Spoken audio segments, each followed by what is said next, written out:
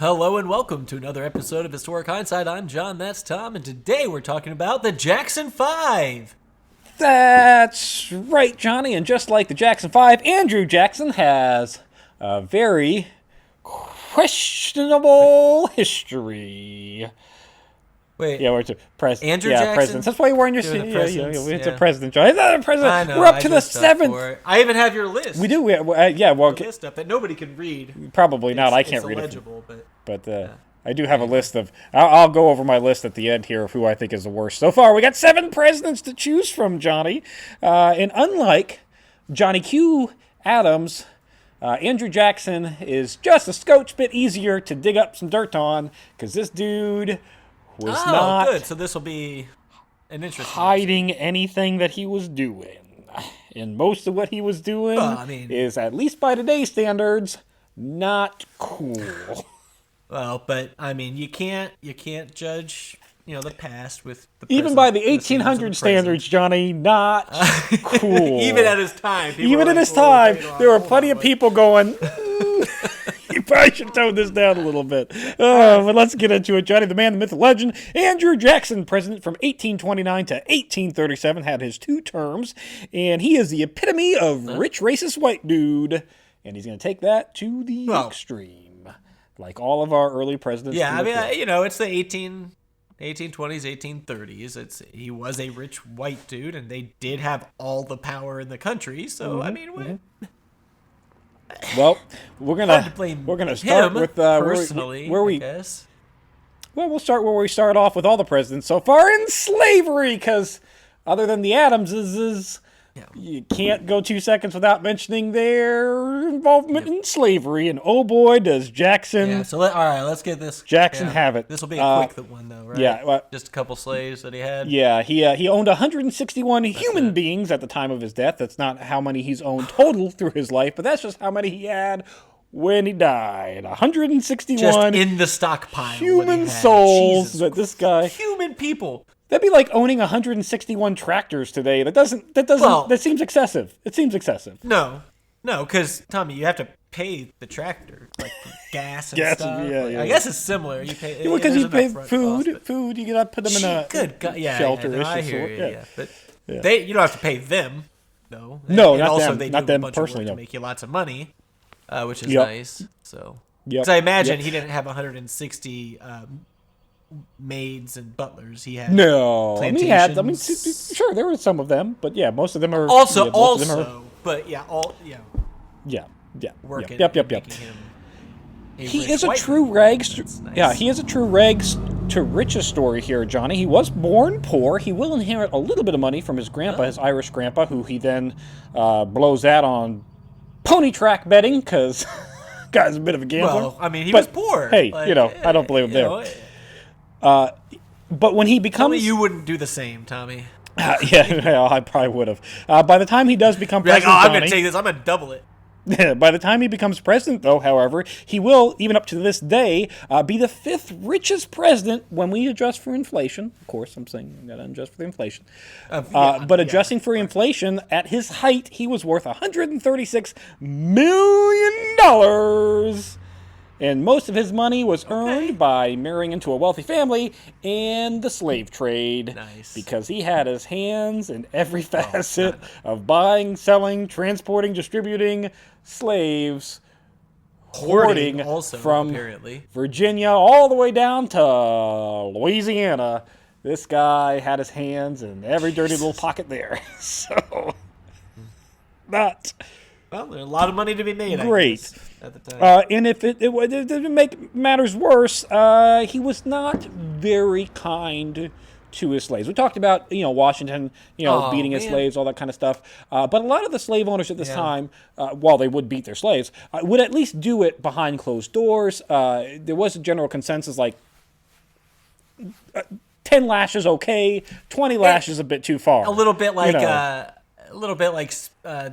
the spanking children. Yeah, kind of like back in the 50s and when what's going on with that. There's definitely, even when spanking children was okay. When we get home. When we get home, you're gonna get it. You're not gonna haul off and beat him in the middle of the store. Yeah. Yeah. No. Well, he actually was so much, spare the rod, spoil the child philosophy here that in local papers, Johnny, when one of his slaves ran away, he offered a $50 reward for not only the capture of the slave, but an additional $10 per 100 lashes, up to 300 lashes, $30 total extra for anybody who would beat the slave before returning them to him. That seems unnecessary. That is literally just cruelty. I'm going to go ahead and say if you whip somebody 300 times, chances are they're not likely going to be alive at the end of that 300 lash. He'd give you an extra $30, Johnny, though, if you would beat the slave 300 times before returning. If you would kill a man, if you will kill a man, I will give you $30. Yep. And speaking of runaway slaves, Johnny, he loathed them so much, in fact, that when he went to war with the Seminole tribes, the Spanish-controlled Florida was actually a free haven for slaves, for runaway slaves. They would congregate there. Spain would, it's a different country, and they didn't acknowledge slavery there, so they would allow them to, hey, come on, live. The slaves that were in Florida were actually, a lot of them were congregating in an old fort called Fort Gadsden, a.k.a. what Jackson called, I apologize. Oh, God. Wait, stop, Tommy. It's not, no, it's an N-word, but it's not the N-word. It's Negro Fort, not the other one. Negro, yeah. Not cool by today's standards, but if you look in the history book, that's a little on it's either Fort Gadsden or that other fort. So anyways, while the war is going on, he's going to actually order his troops to attack this fort. And when I say a fort, I mean I'm not saying they didn't have guns. He's invading. He's invading the country. And when I say fort, I'm not saying they didn't have guns. They didn't have means to defend themselves. But this isn't like military fort with cannons. In an armed military, got some hunting rifles and shotguns, or whatever. I don't know what they have. You definitely have civilians, muzzle loaders. Yeah, muskets. You definitely have civilians that are inside this fort. Jackson is going to order that the fort be bombarded, and he uses what's called hot shot, which is when you take the cannonball and you superheat it before you put it down to burn the barrel. So that way, when it comes out, it's red hot. So if it hits anything like gunpowder, it will set that gunpowder off. Which one shot hits the fort's gunpowder flask, killing 270 freedmen or runaway slaves, which was all but 30 of who was all in that fort to begin with. So, And speaking of being a racist slave owner, Johnny, the dude fought tooth and nail against abolitionists, including attempting to make abolitionist publications illegal and threatening their lives. So he's taken a playbook out of the KKK playbook before KKK. He has no problem murdering people. No problem doing that. No problem. Just what's the value of a man's life? There's being anti-abolitionist, and then there's being Andrew Jackson, where we're just going to go ahead and make it illegal for you to be an abolitionist, or just flat out threaten to kill you. Yeah, dictator type shit. Like that is what third world dictators do. Yeah, pretty much. And don't let his hatred for non-white people think that it's only limited to slaves. It's actually also going to go ahead and extend right on to the native population in the United States. I mean, of course. Yeah, that's the least shocking thing I've heard. Because, of course. And in Jackson, in the history books, if you read the history books, he's a war hero, Johnny. He's a war hero. And where did he get these war hero credits? Indian Wars. Yeah, and not very... Just murdering a bunch of Indians. That's where we're gonna. So it starts off with the Creek War when Jackson forces the Creek the Creek Nation to settle a peace treaty, which includes surrendering 21 million acres of land, which is now southern Georgia, central Alabama. So he basically forces the Creek Nation to cede up 2 states worth of land in that war. A couple of states. That's all. No big deal. During the Seminole War, the dude conducted a total warfare campaign before that was a normal thing. And by total warfare, I mean exactly what you're thinking of. Everything's free game. Destroy the food crops, burn homes, capture women and children and hold them as hostages. And he particularly liked And probably just holding. Yeah, oh yeah. There's definitely no raping or pillaging going on there. And he particularly liked to use war dogs. And if you're wondering what a war dog is, sounds kind of fun. Think of the police canine, but instead of the police officer saying, "Hey, stop eating the person," and we detain you and arrest you and take you to jail. After just trained to kill. They're just they're just going to go ahead and eat everybody, including women and children. So imagine that, being eaten to death by a dog. If you're not, I mean, look at the size of these dogs too. I looked them up because I'll put a picture up of some war dogs. They're terrifying. Yeah. Show some of them because, good God, they're huge. These big dogs. These are big, scary. Think police German Shepherd on steroids. Big, scary, fast, aggressive dog. It's like a Rottweiler. I can't think of the dog's name right now. No, Irish Wolfhound.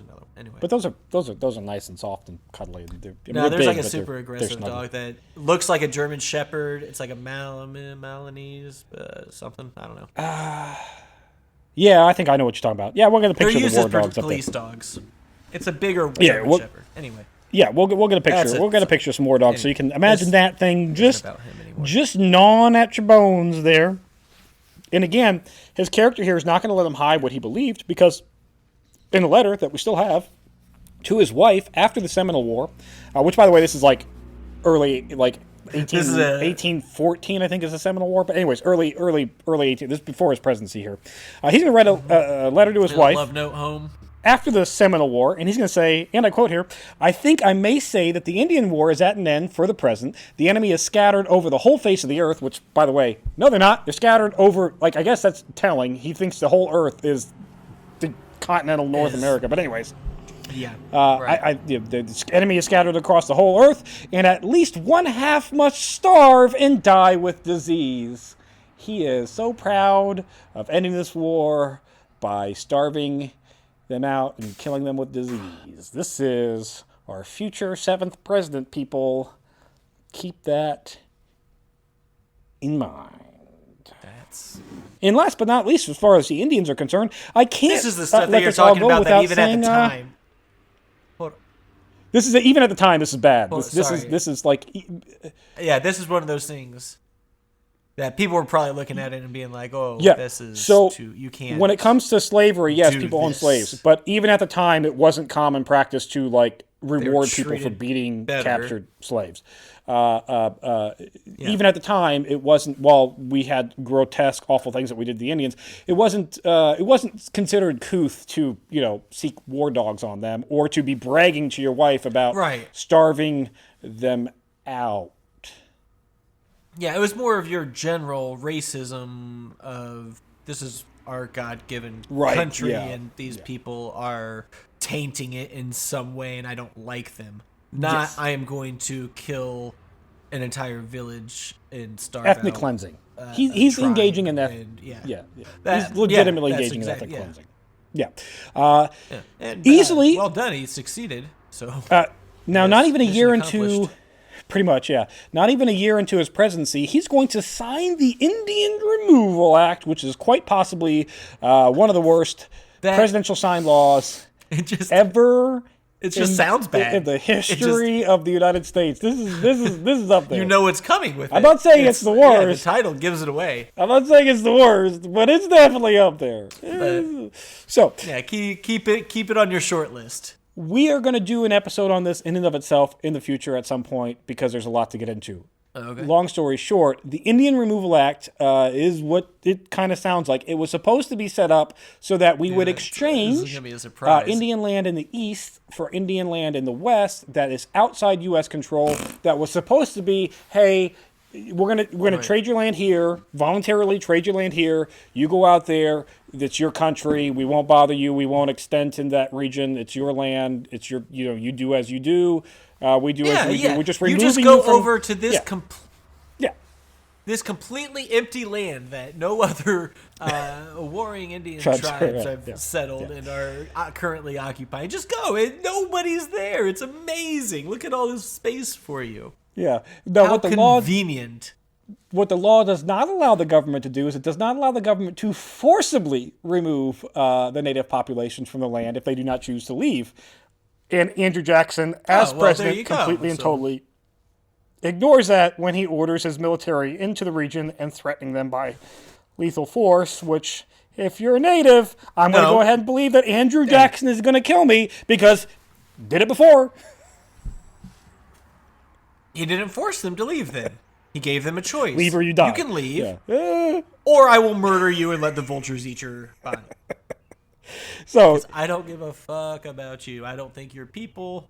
This is him. This is I'm not. This is not yeah. I got you. Jackson, not you. Thoughts. I don't think anybody's. Okay. Yeah, nobody's thinking. Yeah.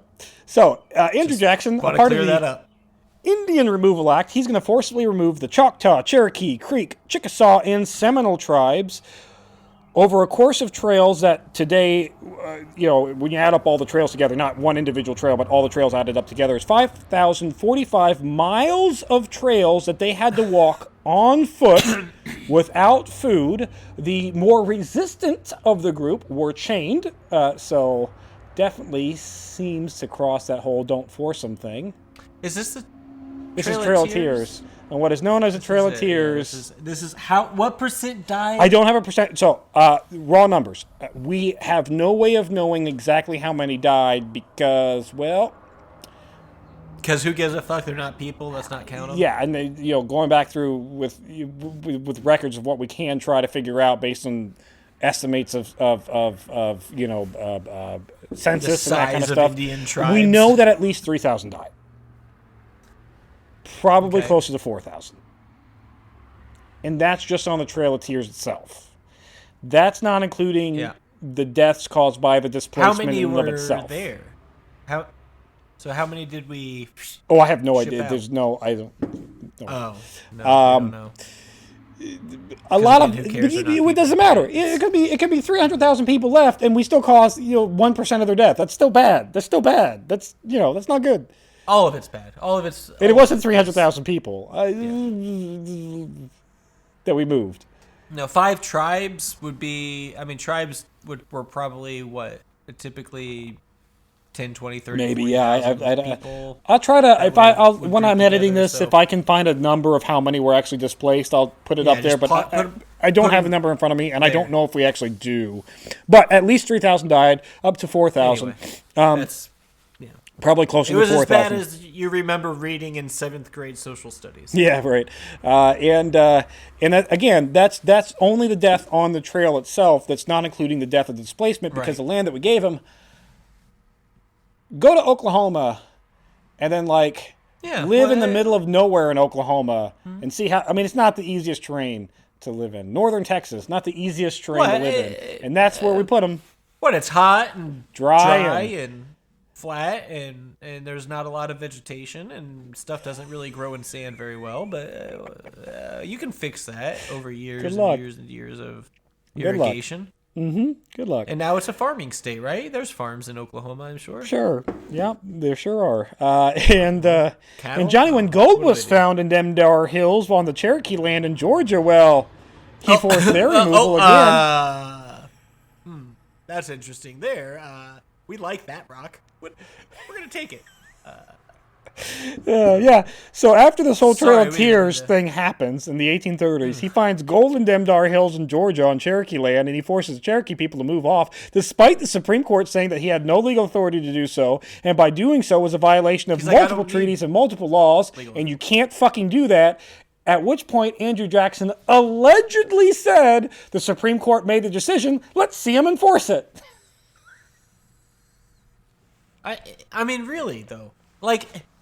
At this point in our history, we've already broken how many treaties with the natives? Yeah, but generally speaking... Obviously, Imagine today, though, Johnny, and I know we've come close, but imagine today we have a president where the Supreme Court says you cannot do... Actually, we did that. We had that happen a couple of times. Yep. Yeah. Shit. Yep. Yeah, when the president was specifically told you can't use the NSA to spy on people... citizens without warrants, and then that president continued to spy on people without warrants, and when we whistle blewed on that, and Tommy, this is a sidetrack. That we're still wanted We're not to this day. Yet. Let's cover Andrew Jackson and talk about him. Anyways, we'll get to this other Court. President in 58 episodes or whatever. Yep, yeah, ignoring the Supreme Court, he does that. Which is kind of a dictator move, which is on par for who Jackson was as a person, because he was a literal dictator in Nolens during the War of 1812. He operated Nolens as a military dictatorship. It was martial law in that zone. Martial law. That's and he operated it as... he just declared martial law. Martial law. Like, this is my place. Even after the war was over. Even after the peace treaty was signed. Several months after the war was over, he still operated it as martial law. Nobody cares about a peace treaty, Tommy. When a senator challenged him on this in Nolens after the war was over, he's going to go ahead and arrest him without charges. And when a Louisiana district court... It gets better, Johnny, hold on. And when a Louisiana district court judge says, you have to charge him or release him, this is America, you can't just go around arresting people... I'm sorry, I thought this was America. Andrew Jackson. I'm free to do what I want, and I want to arrest that man. Andrew Jackson. Where's the confusion here? He did what he wanted. Yeah, he did what he wanted.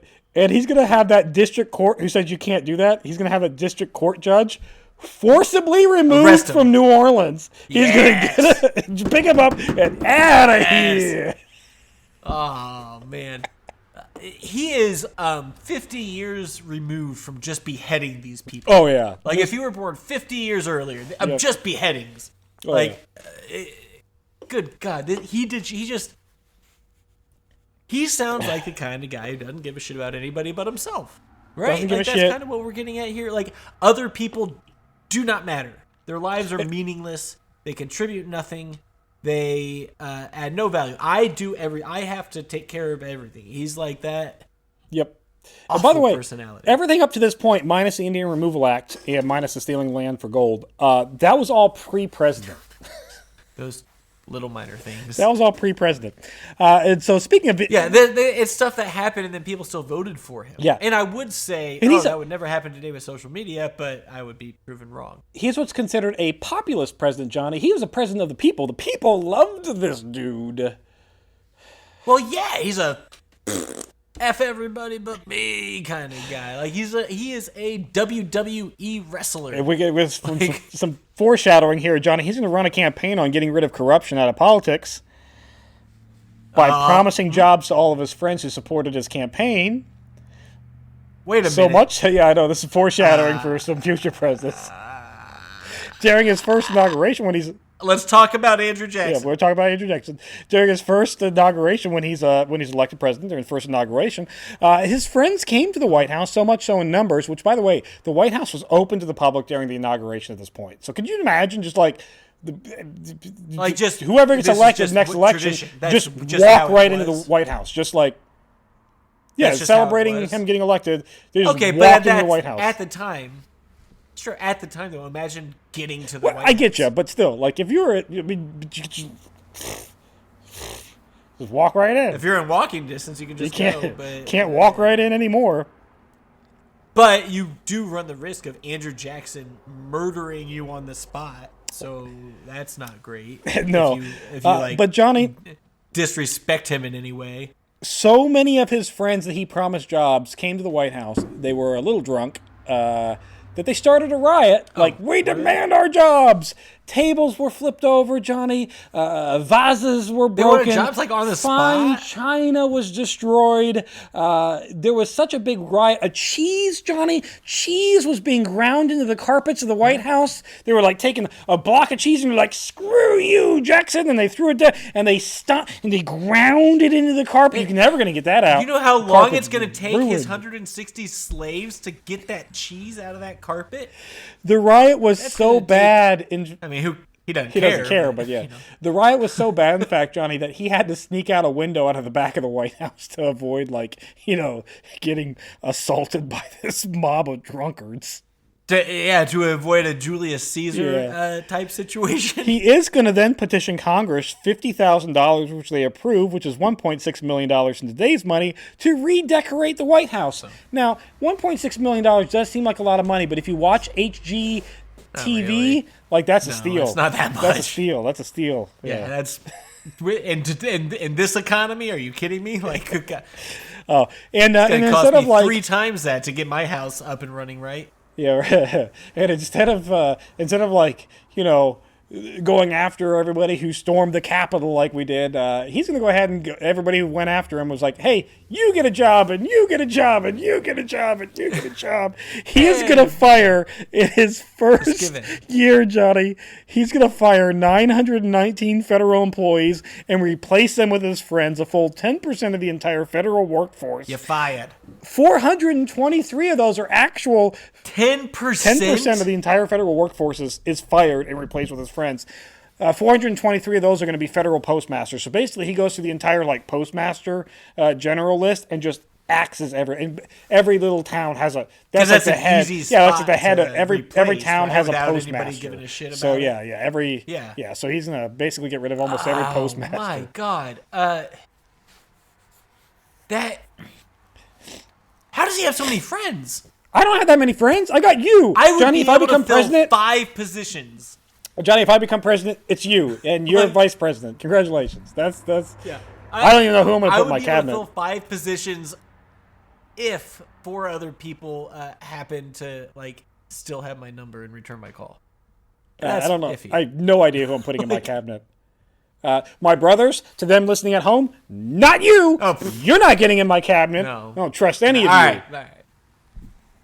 Tommy, we'll discuss our presidential campaign at a future date. Stay tuned. So, as president, Johnny, onto his thing, besides the whole Indian killing thing, he's going to tank the economy. He hates the idea of the federal bank, which I don't blame him there. I also do not like the Federal Reserve, but he hates it.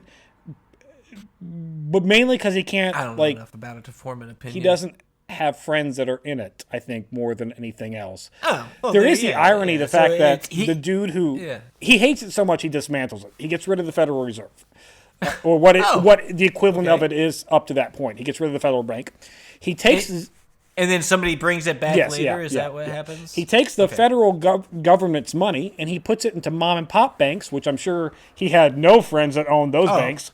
Oh, no bank owner friends. And no friends that just happen. Oh, you know what? I happen to be opening a bank. That's federal government. It just so happens. If you would like to. These banks have a very bad habit of loaning money to anybody and anybody, well, assuming they're white landowners, which then has a little bit of a... Anybody who has the right to borrow money. Which has a little bit of a negative impact on inflation, and by a little bit, I mean super inflation, because now, all of a sudden, people are buying shit on credit that probably shouldn't be buying shit on credit. Good thing we learned our lesson about credit and how destructive and predatory it is, and we didn't make that mistake. Seems to bite us in the ass every 20 years or so. But anyways, that's not the worst of it. He actually forbids you to buy land or property or houses in cash. He votes that you have to do that in gold or silver for fucking reasons? I don't know. But to be fair, there isn't... at this time, there isn't a federal currency. It's American cash money. That's good everywhere. Well, no. Each bank... They don't have it? No, each state bank and private bank has their own form of paper currency, which has its own, monetary value and inflation rates based on every other bank, because there's not a federal currency yet. Is there, a museum somewhere that has, all of these? There's our Treasury Department or something. I don't. I know. That would be That's super interesting. That would be so cool to see all of the different. I know if you go to paper money or whatever. If you go to a lot of Civil War museums, they do have a lot of state currency notes, like reproductions and stuff that you can get. Because at the start of the war, we were in the Civil War the same thing. We didn't have a federal the greenbacks. The U.S. federal dollar doesn't come out until Civil War. Because we got in order to pay the soldiers, right? Yeah, we don't have money, so we got to make it up. That was an easy way to do it. So, but otherwise, there was basically think of it kind of like a check on steroids. You would have money in a bank. Yeah. And then you would get paper currency from that bank that you can go then and spend. It's not a check. It's actual currency, but it's backed by that bank. That bank says, yes, we have X amount of hard, tangible cash in our vault that you can. And so the person that then gets that money can to the bank, to that bank. That might be different. They can take that, to the same bank. So some banks, now if it's a state bank, usually you're good inside that state. if it's like a Citibank, and this is where the whole exchange rates and all this other weird. We need to do a money. We need to do a money. How long did it take to figure out how to do this right? Because this shouldn't have taken that long. This should have been like they instituted whatever this policy is in existence during this, and then a year later been like, well, this is bullshit and doesn't work. Let's maybe just have one currency that all the banks can accept, and it's all the same value, and everything's uniform. Yeah, like this should have taken a year. He should have. At most. Didn't. In any case, Johnny, he doesn't want you to buy land in cash, paper money. He wants you to buy it in gold and silver, which sounds like a good idea because obviously there's confusion here. The problem is that has a real bad hit on people who are building houses and selling land and all that fun stuff because now it makes it one step harder to do, and that means that less people are going out there and buying, which housing crisis of 1837. We have the panic of 1837 that's a direct result from these policies. So thanks. All right, so economy. Real quick, at the time then too, I assume the value of gold and silver was not stagnant. No, it's even like today. Yeah, it fluctuates. It goes up and down. Yeah. And so if you're building a house and they quote you at, I don't know, $80 in gold or whatever in March, and then come June or whatever, they're like, oh well, now your gold is worth way less because we just stole more Indians' land and they had gold. You'd be screwed like that. Johnny, nonsense. You pretty much just described in a very brief, unintentional way the housing crisis of 2008. There we go. You're welcome. All of a sudden, their money's worth a hell of a lot less. That house is worth a hell of a lot less. Ah, shit. Shh. What do we do? Okay, so so this was the Great Panic of 1837. That he caused. Yep. That he caused. And what was that? Was like the initial housing crisis? Is that what that was? Well, is that like housing crisis? If you go, 1.0? There were so many economic. We have been in an economic shithole probably more often than we've been doing really well. Is that in the United States? We have so many panics. Debt is There's every 8 years, panic. Shit, Johnny. We've had 2 in our life. We've had 2 once in a lifetime crashes in our lifetime. It's crazy. We've had 8 once in a lifetime events. Yeah. And not to mention the fact that we're actually at the start of another one. But that's beside the point. We're not an economic can't wait for that one. Channel here. Not there yet. Final note, Johnny. I got a final note here on him being a douchebag. Hardly even bears mentioning, but dude loved his duels. He engaged in 100 duels in his lifetime, including one where he duels you offended my honor, sir. A gun duel? Bam! Yeah, gun duels. Yeah. Hey, he did how many? 100 of those. He's so good at them. Actually, one of the people he lost to who actually shot him, he will befriend and put him on his cabinet. So I guess he doesn't have hard feelings when he loses. How many? What? You don't always duel to the death. It's usually everybody, each person gets a shot, and they're smooth bores. So half the time they miss. But so one the and it's just one shot. You don't get a reload. We're not reloading. We're not just one shot. You get yep.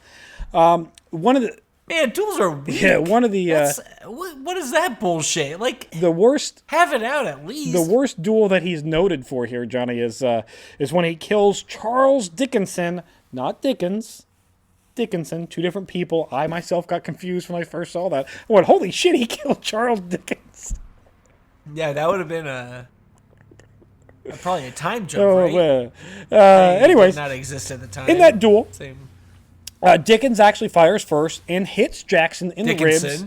Yeah, Dickinson. Not Dickens. Dickinson, sorry. Dickinson fires first, hits Jackson in the ribs, breaking one of his ribs. It just broke a rib? Well, I mean, it These guns are weak sauce. It hits a rib, shatters. He's shot.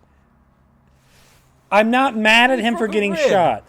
Now, BFD. The problem comes in duel etiquette. You are not supposed to take your time and aim. It's supposed to be 3, 2, 1.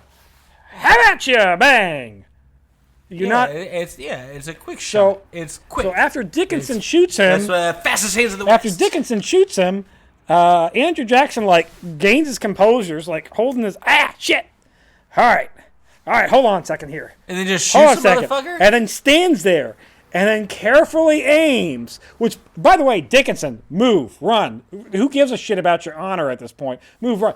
Carefully aims. There are members in the crowd going, hey, Jackson, you're not supposed to do that. That's dishonorable. Stop it. That's murder. And then shoots him and kills him. Yeah, that's flat out murder. Yeah, at that murder. point. He just straight up murdered. He might as well have walked across the field and put the gun to his head and blown him away for basically, straight up murdered him. He also has a personally we a lot of the with the Trail of Tears, with the Indian Wars, with all that stuff. He inadvertently killed so many people. This one's straight up murder. Not with his hands. This is there's movies or whatever where or maybe it's thought experiments. I don't know. But where it's world leaders are okay, yeah, you can press a button and send your troops out to kill people, but gun in your hand, kill a person. They're they can't do it, right? There's a disconnect. He just didn't give a fuck. He's just Hitler. I'll kill a guy. I don't care. Even Hitler couldn't do it. Did Hitler kill anybody with his bare hands? Only himself. Except himself. Yeah, that's it. Yeah, he just killed the worst guy in the world. So what a hero. But. Johnny, final note I have about how bad of a person this guy is besides threatening life, it doesn't end even with his close. He actually threatens to kill his vice president. What? So his first vice president, John Calhoun. Calhoun and him get into it during the nullification crisis. Now, the nullification crisis could be an episode in and of itself. Basically, it's the first attempt at secession before secession. And Jackson threatens Calhoun and basically says... So we were having issues with our country that far back. It was already... Surprisingly over slavery. Divide where it was the same thing, slavery back then too. Anyways, he said to John Calhoun... well, we'll get to that in our Lost Causer episode. Yeah, we'll discuss whether or not it was actually over slavery. But anyways, he said to Calhoun, if you secede from my nation, I'll secede your head from your body. Dude threatened to behead him. And this was this is open. This isn't a fucking cabinet meeting. If you fucking, I'm gonna off you. And everybody's Jackson. No, he wasn't kidding though. He meant it. He's literally. Wholeheartedly. Don't give a fuck. I will slice your head off. Don't care about you. And that's your seventh. Is it narcissism? Is he a narcissist? What is he? Psychologist. Probably. Somebody put down in the comments what he is. Classify him because he has zero. Just an empathy. awful human being. Zero. No empathy. Yeah, just awful. So that I was doing him. I was sitting there thinking, I did some research and I saw that ranking worst presidents, and I was Jackson's got to be up on that list. Surprisingly, most historians don't put him up on that list, and I imagine it's because it's rich old white people that are the historians. Because a lot they put Buchanan at the top of the list because of how bad he bumbled the secession thing, which he did. But that's not as bad as fucking ethnic cleansing. I got it, Tommy. I know why they don't put him on the list.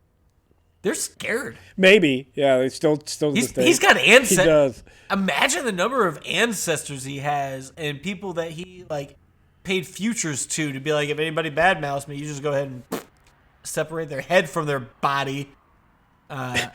This dude's he's probably still running. I don't know, 13% of the world right now. So. Yeah, probably. So I decided before this episode that I would do my ranking. So if you're curious at home, up to this point, we got 7. Number 1, Jackson. He's number 1. There's no number 1 worst. Yes, worst human being. That was number 1 best president. No. Number 1 worst human being. President again in 2016. Yeah, number 1 worst human being president. Jackson, followed by Jefferson.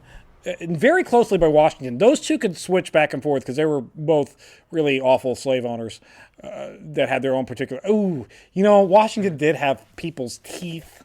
It's like, what do you care about more? People's. No, they were wooden. Humans, they were wooden and horses. He used the slave teeth as his dentures. Is that worse than? No, that's not worse than child rape and pregnancy. Like that's Jefferson's worse. Yeah, no, Jefferson's worse. What? No, of course, Tommy. You had to question. I did. I'm sorry. Whether putting a dead human's tooth or maybe even a live one that's been pulled into your mouth and child. I'm sorry. That's rape? Yep. I'm sorry. You're right. So Jackson. That was Jackson, Jefferson, Washington, Madison. Yep. Who else do we have? Do you got the list behind you? Yeah, you got the Johns. Yeah, but that's six. I got there's who John am I missing? Q or John A. You got John Quincy Adams and John Jefferson, whatever the other Adams. Jefferson. Adams. I mean Jackson, Jefferson, Washington, Madison. Adams. I'm missing one. That's six. I'm missing one. This is thrilling. It doesn't matter. Doesn't matter. The Adams. Remember we have a history. The Adams. And you are. I'm you drunk. Don't remember the first seven. The Adams are the Adamses are at the bottom. You flip a coin for which one you think is worse or better because neither of them own slaves. I'm gonna figure out who you neither of them were particularly bad. Jefferson, Adams, dude. You forgot Jefferson, Tommy. No, J. Jefferson's number 2. Oh, Jefferson's number 2. Shit, I just closed my tab. I forgot. It doesn't matter. All right, so we have it does matter. We have George Washington, John Adams, Thomas Jefferson, James Madison, James Monroe. Fuck is Monroe. I think Madison and Monroe. If you go back and watch that episode, I'm pretty sure you talked about how everybody forgets that he ever existed. You did Monroe, and I forgot Monroe again. Yeah. Yeah. Monroe is the okay. So Jackson worst, Jefferson second worst, Washington third worst, and it's a close tie between those two guys. Then we got Madison, who's the next worst. Monroe, because we forget about him anyways, and he really didn't do all that much bad. And then it's a coin flip between Johnny A and Johnny Q, because both those Adams, neither of them owned slaves, neither of them was a particularly bad human being. Dudes. I'm going to go ahead and say that Johnny Q is the least offensive, because he didn't like a monarchy like Johnny A wanted a monarchy. So we'll put Johnny A slightly worse. Although as far as presidents are concerned, like it was definitely... That's just a timing thing, It was definitely Johnny Q was the worst president. But that's neither here nor there, because Johnny Q... That's not what we're talking about. We're talking about character. Person. Because Johnny Q redeems himself as... Character. He's the first person who speaks up against slavery by actively fighting things like the gag rule. So Johnny Q, he's so far our best human being that's a president up until the 1830s. So good job, Johnny Q. We'll see how that's what it plays out down the line when we do this again in a month. That's it for this week in Historic Hindsight. Thanks for listening. Be sure to subscribe, rate, and review, and join us next week when Tommy's mad about blacks fighting for the Confederacy.